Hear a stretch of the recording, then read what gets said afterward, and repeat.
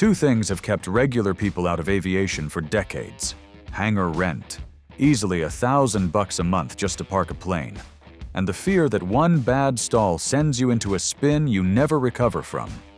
One company built an airplane meant to answer both at once: amphibious, supposedly spin-resistant, and small enough to fold up and sit in your garage.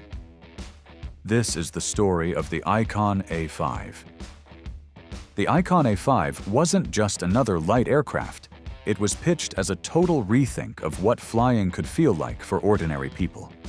And for a while, it genuinely looked like it might pull that off. The A5 never looked like a typical airplane. Somebody mashed together a sports car, a jet ski, and an aircraft, and this is what came out the other end. Icon wasn't selling flying in the traditional sense. They were selling adventure. Pull the plane out of your garage, tow it to a lake, unfold the wings, take off right off the water. It sounded less like aviation and more like a lifestyle upgrade. People bought into it hard.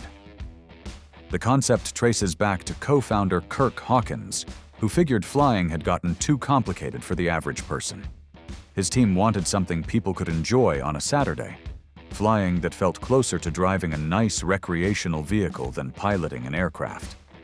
Then people looked closer, and the hype grew. It ran a lightweight carbon fiber fuselage, strong without extra weight. It could land on water or a runway, a true amphibious aircraft. The wings folded up in minutes, meaning owners could tow it home and store it in a normal garage instead of paying for hangar space. That one feature made the plane feel personal in a way most aircraft never do. Power came from a dependable Rotax 912 engine, and the safety features stacked up in ways rarely seen together. A spin-resistant wing backed by a special FAA exemption. A simple angle of attack indicator instead of confusing gauges, and a full airframe parachute as a last resort. When the prototype flew in 2008, the reaction was massive. Aviation magazines put it on their covers. It won design awards, pulled in heavy media coverage, and became one of the most talked about aircraft in general aviation. By 2015, Icon claimed around 1,250 pre-orders. They weren't thinking small anymore. The plan was 500 airplanes a year. For a stretch, it felt unstoppable. But here's the twist. The airplane was never really the problem. The real trouble was something almost nobody noticed until production started, and reality showed up with completely different numbers than the business plan. Icon had built its entire company on one assumption: that thousands of people were ready to buy an A5. So instead of running like a small aircraft manufacturer, it expanded like a startup chasing hockey stick growth. Big factories, large engineering teams, expensive R&D, polished lifestyle marketing, all built for massive volume. The customers never showed up in those numbers. The company opened a major facility in Vacaville, California, plus a composites plant in Tijuana. Millions went into R&D. Their ads barely touched on specs. They sold freedom, adventure, luxury. It looked incredible on a magazine spread. Problem is, magazines don't buy airplanes. The delivery numbers told a different story. Between the first delivery in 2016 and the end of 2025, Icon delivered a total of 221 aircraft across nearly a decade. Their best year, 2018, brought just 44 deliveries. Against a goal of 500 planes a year, the gap is impossible to ignore. The pre-order numbers didn't hold up either.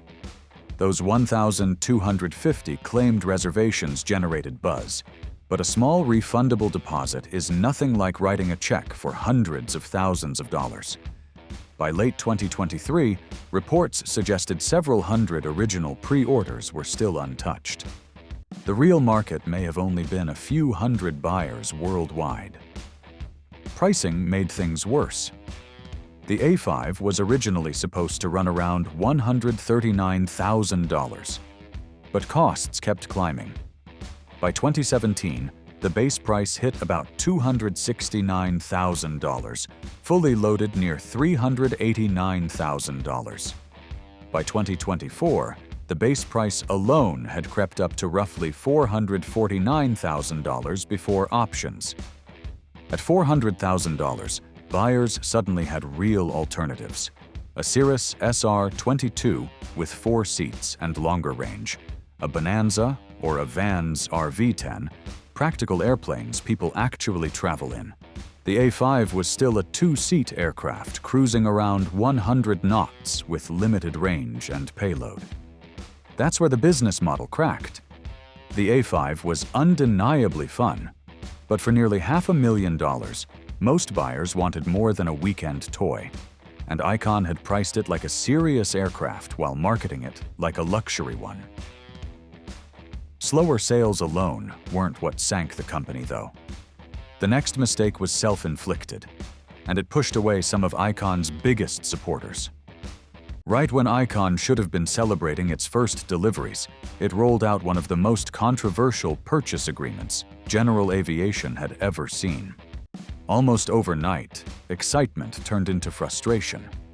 Buyers had to accept aggressive liability waivers that made suing the company nearly impossible unless investigators clearly proved Icon was at fault. The agreement locked in mandatory factory-approved training as part of the legal contract itself. Then came the strangest part. Icon wanted an onboard cockpit camera to monitor pilots during flight. For a lot of buyers, that was a hard line.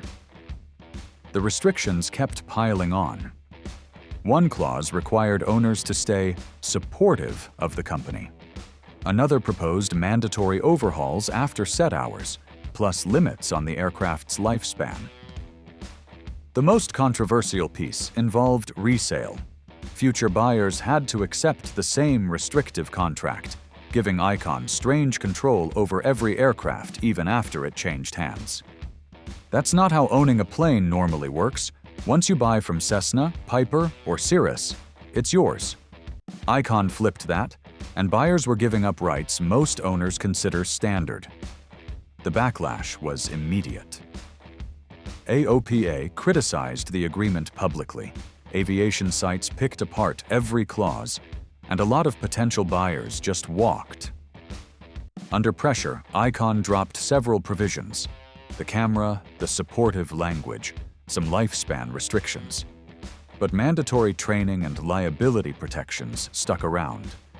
Public opinion had already shifted, and the damage was done. The people who should have become Icon's biggest ambassadors turned into some of its loudest critics. Brutal for a niche aircraft that depends on word of mouth. Something even worse was still ahead, though. Icon had built its entire brand on one word: safety. And real-world accidents were about to put that promise under a microscope. Up to this point, Icon's problems were business problems, fixable given time. Accidents are different, especially when your whole identity is built around being one of the safest airplanes ever made. From day one, Icon marketed the A5 as an aircraft that protected pilots from their own mistakes. Spin-resistant wing, angle of attack indicator, full airframe parachute. It was supposed to be forgiving enough for people who weren't lifelong pilots. That promise pulled in thousands of interested buyers. Then 2017 happened. In May, tragedy hit near Lake Berryessa, California.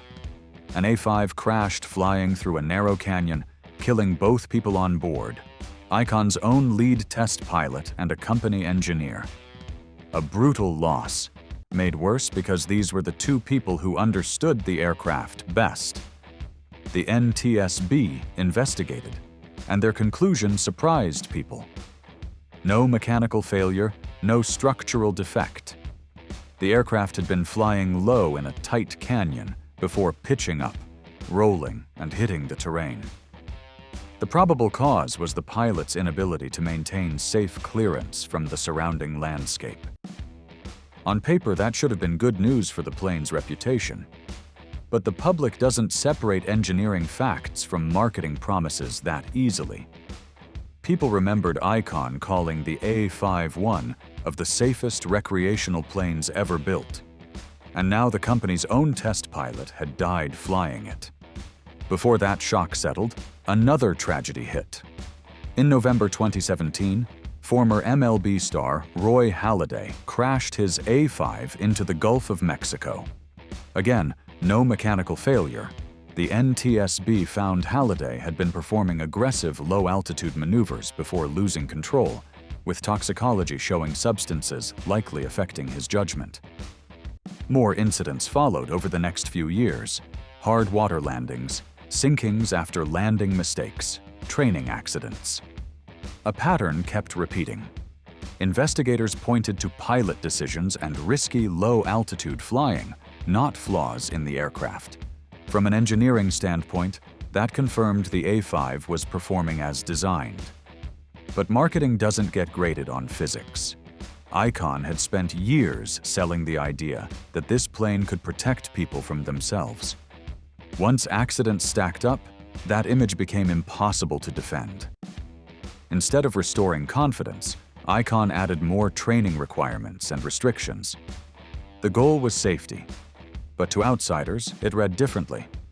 If the plane was as forgiving as advertised, why keep adding new rules? That question stuck around. Trust got harder to rebuild. The A5 itself wasn't getting more dangerous, but the gap between what people were promised and what they were seeing kept widening. And while the public focused on crashes, a separate crisis was quietly brewing behind closed doors. Not in the cockpit, but in the boardroom. Even after disappointing sales, backlash, and bad headlines, Icon still had a shot at surviving. Instead, a completely different fight broke out behind the scenes. Over the years, Icon had taken large investments from Chinese-connected financial groups. At first, that looked like a lifeline, but internal disagreements got harder to hide. Minority shareholders, including Kirk Hawkins and former Boeing CEO Phil Condit, accused the board of trying to shift Icon's intellectual property to China at an unfair valuation while diluting American shareholders. Whether every accusation held up almost stopped mattering. The damage came from the fight itself. Instead of lowering costs or chasing new customers, leadership got tangled in lawsuits and power struggles, and attention drifted away from building airplanes entirely. Picture being an investor watching this. Sales were slowing, customers were losing faith, and leadership looked openly divided. That was enough reason for a lot of investors to walk. The company needed fresh capital, but the legal mess made it look far riskier. There was a harder-to-measure cost, too. Icon had built its name as an innovative American company, and suddenly court filings were full of ownership disputes and overseas technology claims. Proven or not, the perception alone hurt the brand. The lawsuits drained real money, too. Money not going toward the product or the customers still waiting on planes. Leadership time disappeared into meetings with lawyers instead of solving the problems piling up for years. By now, nearly every warning light was flashing. Low production, shaky buyer confidence, cautious investors, leadership distracted by courtroom battles. The company might have still pulled through if the finances had stayed under control. They didn't. This is where every mistake finally caught up at once. A niche market can survive. A bad contract can get rewritten. Even ugly headlines fade. Crushing debt is different. Past a certain point, there's no easy way back. By the early 2020s, Icon had crossed that line. Between roughly 2020 and early 2024, the company borrowed heavily just to keep operating. Bankruptcy filings later revealed around $170 million in total debt, including about $105 million in convertible notes and $65 million in unsecured loans. Staggering numbers, and even worse next to actual revenue. In 2022, Icon delivered just 36 aircraft for about $12.9 million. In 2023, 33 planes for roughly $12.6 million. A company carrying $170 million in debt was making barely $13 million a year. Selling a few extra airplanes was never going to close that gap. More pressure followed. Supply chain disruptions, certification delays, ongoing lawsuits, all at once, leaving no way out. On April 4, 2024, Icon Aircraft filed for Chapter 11 bankruptcy protection in Delaware. After years trying to reinvent recreational flying, the company was now fighting just to survive. Months later, the bankruptcy court approved the sale of nearly all of Icon's assets: the California factory, the Tijuana plant, the Florida facility, tooling, type certificates, even the Icon brand itself, to SG Investment America, a subsidiary of the Shandong Group, for around $15.8 million. Sit with those numbers. The company burned through roughly $370 million, entered bankruptcy carrying $170 million in debt, and in the end, sold for $15.8 million.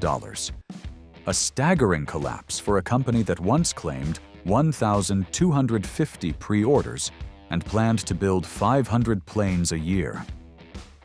And that's what makes this story worth telling. The airplane itself was never really the failure. Pilots who own one still rave about how it flies.